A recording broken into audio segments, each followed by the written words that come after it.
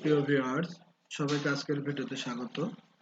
আজকে আমরা রাজশাহী শিক্ষা বোর্ডের পরীক্ষক সম্পর্কে কিছু তথ্য নিয়ে আপনাদের সঙ্গে শেয়ার করব।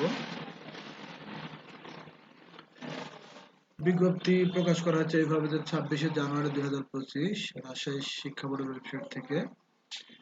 এত দ্বারা মাধ্যমিক ও উচ্চ শিক্ষা বোর্ড রাজশাহীর আওতাধীন সকল শিক্ষা প্রতিষ্ঠানের শিক্ষকগণের অবগতির জন্য নির্দেশ ক্রমে জানানো যাচ্ছে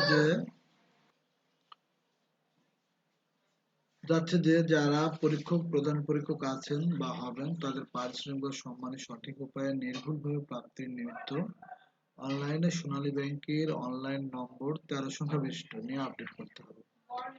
উল্লেখ্য, সংশ্লিষ্ট শিক্ষকগণ যারা অনলাইনে প্রধান পরীক্ষক হওয়ার জন্য তথ্য প্রদান করেন নাই বা তথ্য সংশোধন করতে চান তাদেরকে অবশ্যই আগামী 28/1/2025 থেকে 20/2/2025 তারিখ বিকাল 4টার মধ্যে রাজশাহী শিক্ষা বোর্ডের ওয়েবসাইটে তথ্য প্রদান ও সংশোধন অনুরোধ করা হবে। অনলাইনে কাজের জন্য জিমেল ইমেল অ্যাড্রেস ব্যবহার করতে হবে।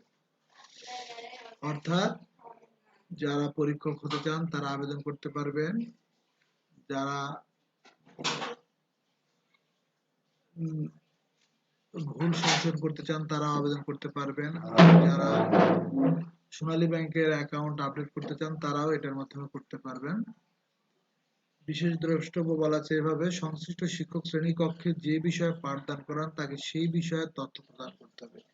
এটা একটা গুরুত্বপূর্ণ বিষয়। অর্থাৎ শ্রেণীকক্ষে 10ম শ্রেণীতে যে বিষয়ে যে শিক্ষক ক্লাস করান সেই বিষয়েই তাকে খাতার জন্য আবেদন করতে হবে, অন্য কোনো বিষয় করা যাবে না।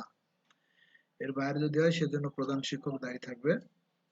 2 নাম্বার, সোনালী ব্যাংকের অনলাইন ব্যাংক অ্যাকাউন্ট নম্বর তথ্য অন্তর্ভুক্ত করতে হবে। যাদের অনলাইন অ্যাকাউন্ট নম্বর নেই তাদের ব্যাংক হিসাব নম্বর আপডেট করতে হবে। সংযুক্ত নির্দেশাবলী অনুসরণপূর্বক তথ্য প্রদান করতে হবে। প্রফেসর মোহাম্মদ আরিফুল ইসলাম, পরীক্ষা নিয়ন্ত্রক, মাধ্যমিক ও উচ্চ শিক্ষা বোর্ড, রাজশাহী। এই হচ্ছে আজকের ভিডিওর মূল বিষয়। তো প্রিয় ভিউয়ার্স, সবাইকে ধন্যবাদ।